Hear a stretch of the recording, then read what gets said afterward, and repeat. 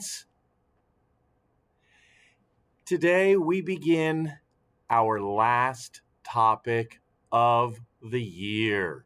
Believe it or not, we are on topic number 24 in our study of Earth and space science. And so today we are beginning the final topic, solar system. We are going to be talking about the closest neighbors we have in the universe, in the solar system, the various planets and other objects that we'll be learning about today as we discover our final topic for the year, the solar system. So let's get to it, ladies and gentlemen.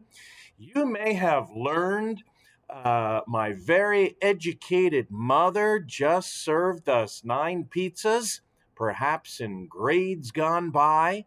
And you may recall what that mnemonic or memory aid helps you to remember: the planets of the solar system. Now, I said it the way I remembered it when I was a kid. And those letters stand for Mercury, Venus, Earth, Mars, Jupiter, Saturn, Uranus, Neptune, and Pluto. We will discover this week, however, that last planet, Pluto, is really no longer considered to be a planet, but a dwarf planet. And yes, there continues to be controversy over poor Pluto, but we'll discover why that is during the course of our topic this week. And you don't have to worry too much about it because Pluto is still out there. In fact, just recently we had a new space probe, the New Horizons, which actually explored that body in our solar system that we call Pluto. But more about Pluto later. Let's get now to the beginnings of our solar system and how it formed in the first place. And we're going to discuss here right now something called the Nebular Theory. The Nebular Theory suggests that the solar system began as a huge cloud of dust and gas called a nebula. Now, some of you might be wondering, how in the world could a solar system form by a thing called a nebula? Well, I want to try and give you an analogy that might help you explain or might help you understand this whole idea of the nebular theory. So, as I'm talking, I want you to look at these pictures here as I describe the progression from one section to the next. Now, I want you to remember a couple of key points here as we discuss the nebular theory. Number one, all matter in the universe has mass, and any object in the universe with mass exerts a force of attraction on other objects with mass, and we call that force of attraction gravity. And we'll be talking more about gravity tomorrow, but just know that any object with mass in the universe exerts a gravitational force.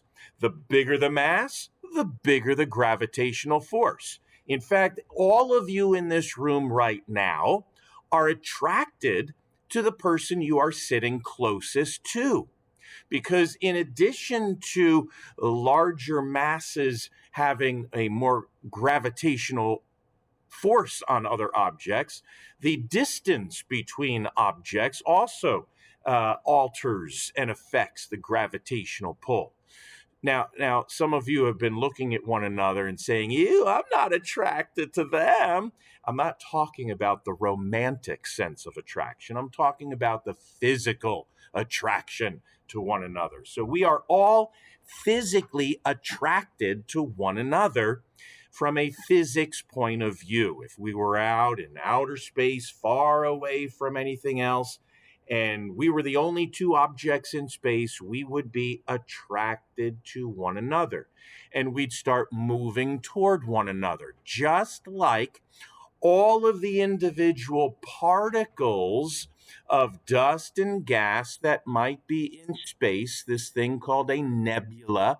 And we've learned about those previously in our topic of the universe. But imagine there's a big cloud of dust and gas.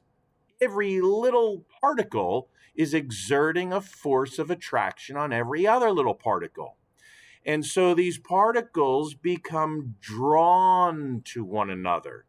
And as they are drawn to one another, they are put into motion. And that motion exerts other forces. And that motion of different particles, as the particles are drawn together, they form larger particles. And the larger particles start attracting more particles because the greater the mass, the greater the force of attraction. And so eventually you have all these particles moving toward one another, and it begins to spiral around and around and around. And as it's moving around, the forces are pulling more things toward the center. And you might say magical things happen.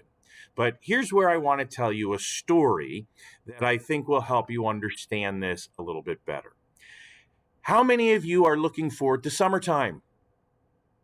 How many of you love to swim? How many of you have ever swam in a pool? How many of you have ever swam in a round pool? And how many of you have ever made a whirlpool? Oh, yeah. Lots of fun. If you've ever made a whirlpool, you know how to do it. You get that water in motion, around and around and around in a circle. Now, here's my story. I can remember one of my earliest memories when I was just a few years old. I used to get together with my cousins and my siblings, and we had a big old family. And I will never forget the time that we went to my cousin's house, big round pool. And this was when I was a little tyke. I didn't know how to swim. So they put those little floaties on my arms, thankfully. And my brother probably threw me into the pool to see if I would float. Well, here I am, little Mr. Skirpst, floating around with my little floaties, and all of my siblings and my cousins get into the pool, and they start making a whirlpool. Now, if you've ever made a whirlpool in a pool, you know that the water tends to slosh around and spiral around faster and faster and creates a funnel. And who could tell me where all of the floating crud goes to in a whirlpool? That's right, in the middle. Well, I, as a little floating kid, and all the leaves and stuff, the little bugs and whatnot that were in that pool, were floating around and around in a circle, and were all drawn toward the center, including me. So here I am, a little tyke, floating around and around and around, getting rather dizzy. And as the whirlpool is getting stronger, all of the dead leaves and the dead bugs start collecting on me because I have the greatest mass of all of those little things in the pool. And so they're drawn to me. Before I realized it, I was just looking out at water. I couldn't see my siblings or cousins anymore because the funnel had gotten so deep from the forces swirling around that water that I was literally spinning around on the bottom of a funnel in the water. Needless to say, I was unaware of the fact that they all jumped out of the pool because the pool started waving back and forth like this. And then I will never forget, I distinctly remember the sound of boing, boing, boing, you see the rivets on the outside of the pool holding that round pool together popped.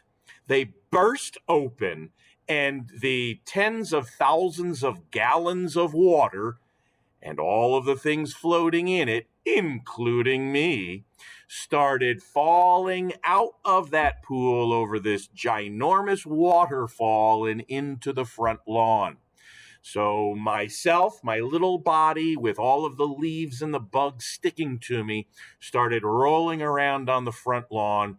And I have to tell you, I was terrified of going into swimming pools for a long time after that experience. Yikes. Now, I'm not telling you that story to try and duplicate it. I don't want you destroying any swimming pools, but I am telling you that story to help you understand that when things are spinning around, more matter collects on the inside due to these centrifugal and centripetal forces. So in the early solar system days, all of this dust and gas, all of these particles were gathered together, causing a spiraling motion. And as the spiraling motion continued, more mass gathered into the center, which ultimately formed the sun. And other particles, not having quite as much mass as the center, were swirling around in little eddies, which are little spiral circular motions in a fluid. They formed the planets. So here's the deal. According to the Nebular Theory, the nebula condensed and spun to form the sun and the planets. It's not that outlandish an idea to consider the fact that the early solar system formed from this massive debris cloud we call a nebula. Because of the forces of the universe attracting things together, causing motion, just like me swirling around in a swimming pool, gathering all the other bits and pieces of floating material. Same thing happened on a much larger scale in the early days of our solar system. Now, in the very center of this spiraling debris field was the development of our sun. We call it the ProtoSun. The ProtoSun was the developing sun. It's also called a protostar. The prefix proto means the initial stages or the first formation or the first of its kind, like a prototype car is the first of its kind. Well, the ProtoSun was the early stages of the sun before it really ignited with nuclear fusion. As it was collecting more and more mass, becoming more massive resulted in a greater gravitational force. And as we've learned in previous topics, that greater gravitational force exerted a greater force on all of the particles making it up, including the hydrogen atoms that eventually, when it became massive enough, nuclear fusion began. And the star was born. And our own personal star, of course, we call the sun. Now, of course, most of the mass gathered in the center, just like I was swept toward or drawn toward the center of that swimming pool. Most of the matter gathered in the center of the nebula because that was the place with the greatest gravity. But even in that swimming pool analogy, there were still other things in the pool that didn't automatically come to the center. There may have been some little pebbles that were floating around the floor towards the outer portions of the circumference of that pool and weren't swept toward the center like me and the leaves and the dead bugs. So just like that in the swimming pool, in the early stages of the solar system formation, there were other particles as well. And those other particles in the early solar system after the nuclear fission began and a star was born in the center of our solar system, these other particles that were swirling around as well gathered into larger clumps of matter as well. And that's how the planets were actually formed. So, in the very center, we have the ProtoSun, the developing sun. Most of the gas and material gathered in the center of the nebula, the place of the greatest gravity. Nuclear fusion begins and a star is born. Around that, there were also developing planets. And these particles flying around would be attracted to one another as well, more attracted to one another than the very center because of distance. But those particles far enough away from our proto-sun started accumulating together and formed what we call protoplanets. These protoplanets, or these developing planets, were smaller clumps of matter gathering together and formed in these eddies that I mentioned to you earlier. And these eddies are little spiraling portions around the massive object in the center. But these secondary spiraling swirls didn't have as much mass as the very center, but enough mass to hold more and more material together. And it is through this process that the planets began to form. Now, these forming planets were still close enough to the center proto-sun that they remained in orbit. And we'll be talking about orbits later on. But in our own solar system, over time, the inner rocky materials that were gathering together, we call those the inner planets. The inner planets, which include Earth, include Mercury, Venus, Earth, and Mars. In our own solar system, we have 4 rocky inner planets. And our rocky inner planets, most of the gases have burned off because we are closer to the sun, and due to the solar wind and other solar activity and the relatively lower mass of our planets, much of the gases have been burned off into the space of our solar system. Thankfully, here on Earth, we retain just the perfect amount of gases in our atmosphere to sustain life. Venus has too thick an atmosphere, and the greenhouse gases have caused Venus to overheat, and it rains sulfuric acid, and it's uninhabitable. You can't live on Venus. The atmosphere is way too thick. On Mars, because it's smaller and a variety of other reasons too, like it doesn't have a magnetic field, its atmosphere is so thin, it doesn't protect the planet from solar radiation, and it's not thick enough to sustain our life form, at least. There may be other life forms that exist there. In fact, we are seeking them out. Even as we speak, we have space probes wandering around on Mars looking for evidence of ancient life. Nonetheless, we have the 4 inner planets: Mercury, Venus, Earth, and Mars. Further out in the solar system, we have the outer planets. These are also known as the gas giants and the ice giants. They have cooler temperatures, they have more mass, and they have much thicker atmospheres. Jupiter and Saturn typically are known as the gas giants.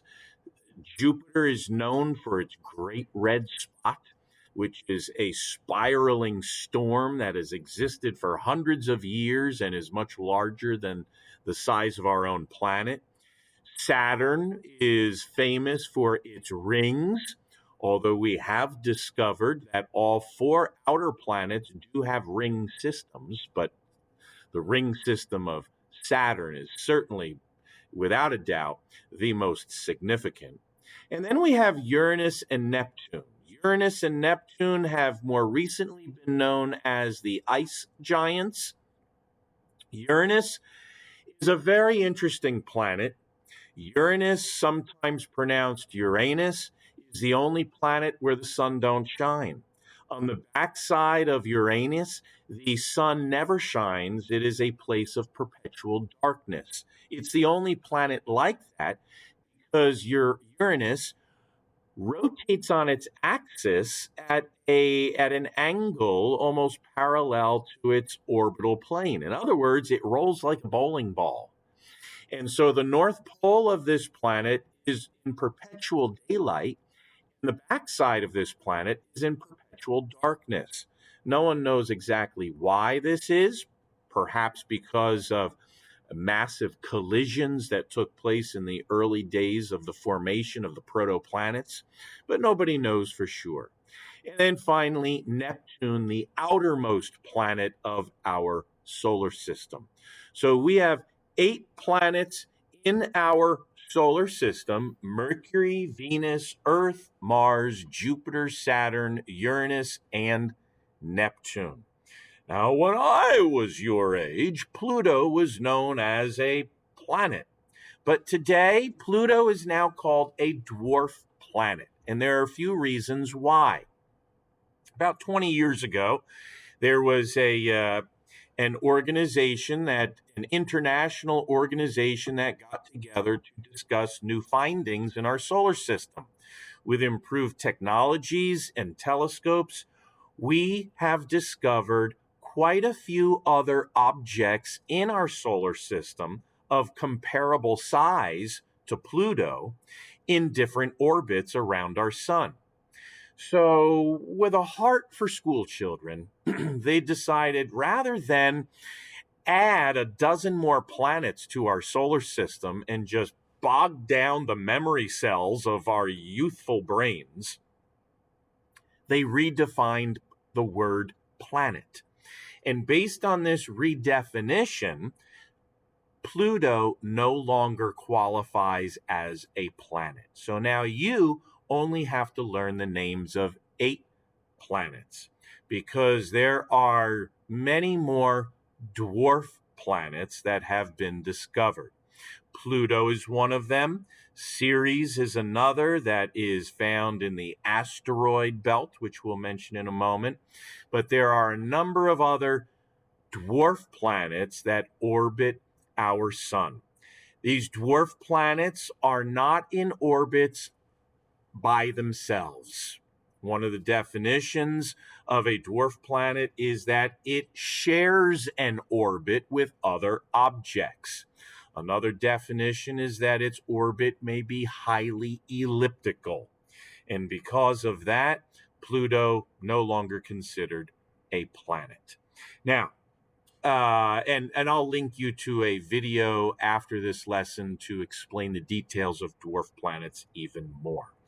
But before we get to that, I want to mention 4 other objects, 4 other classifications of objects that exist in our solar system. The first one I've already mentioned, dwarf planets. And here are some of the examples of other dwarf planets. You can see there's Pluto and Charon and Eris and a whole host of others that exist in various locations in our solar system. But you can see some of them are just as big, if not bigger, than Pluto.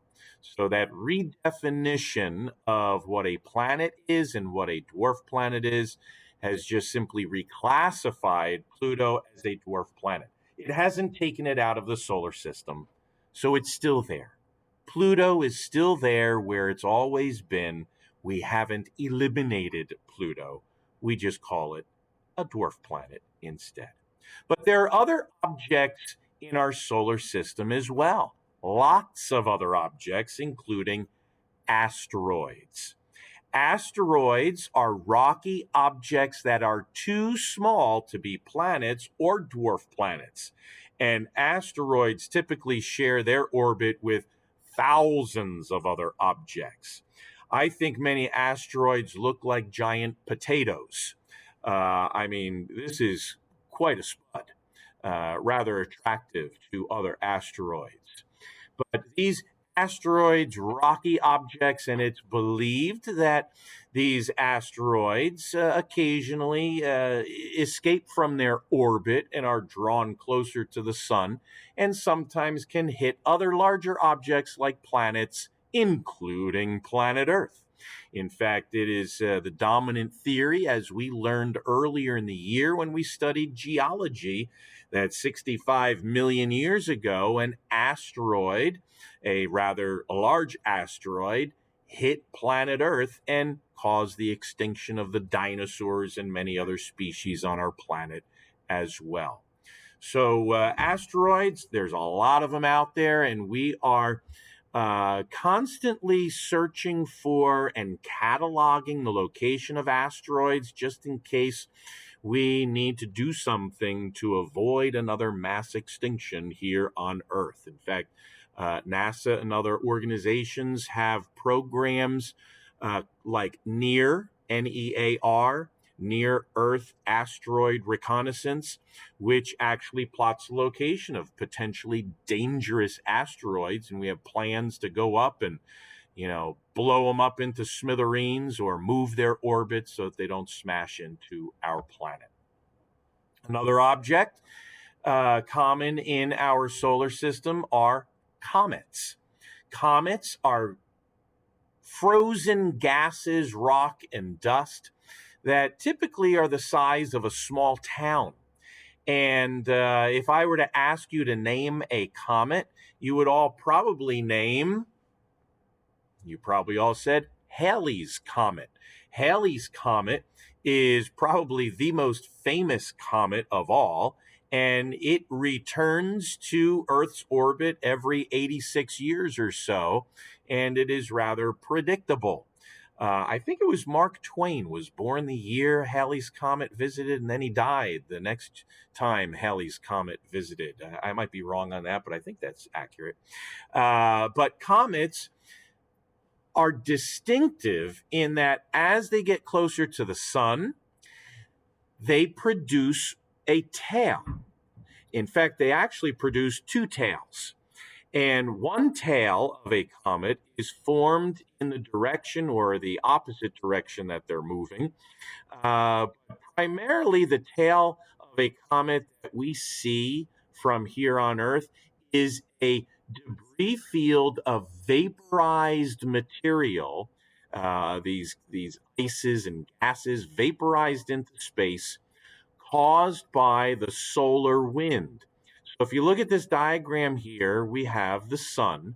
And if you look at these blue tails, which is what we see from our vantage point, the tails always face away from the sun.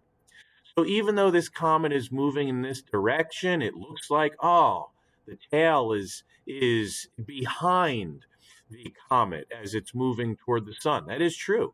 But as the comet moves away from the sun, the tail is in the same direction that the comet is moving. It's counterintuitive from our experience on Earth. Like if you're walking with a flag, the flag always blows in the direction that a vehicle might be moving. But if you're walking with a flag and the wind is blowing, the flag will blow in the direction of the wind. And that's kind of the deal with comets. So the tail of a comet always blows in the direction that the solar wind is blowing in. We learned about solar wind in a previous topic, if you recall. Finally, the last objects that the main objects that exist naturally in our solar system are the meteoroids. Now, meteoroids are smaller than asteroids, although they can pull a punch as well. I've been to this location before. It's called Meteor Crater, or locally it's known as the Barringer Crater. This crater is a mile wide. It's a big hole in the ground. Believe me, I've been there. And it was formed by the impact of a meteoroid. Now, let me be more clear on that. A meteoroid is what we call the object when it's traveling in space. When it enters Earth's atmosphere, we actually call it a meteor. Maybe you've heard of meteor showers. There's lots of particles, these smaller pebbles that are floating around in space made of rock or metal, that oftentimes will hit the atmosphere of our planet and they'll burn up as they enter the atmosphere. We also call meteors shooting stars. But that's a misnomer because they're not stars and they're not shooting anything. Shooting stars are simply small objects of rock or metal that are traveling so fast, and when they hit the atmosphere, they burn up. Kind of similar to if you're driving, say, in the springtime when all the bugs come out of moist areas and you've got thousands of bugs hitting your windshield, splat, splat, splat. That's what happens with meteoroids.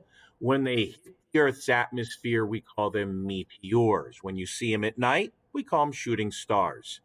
Now, if a meteor is large enough to survive the burning through the Earth's atmosphere, it can land. And when it lands or strikes the surface of the Earth, and we find that object, we then call it a meteorite.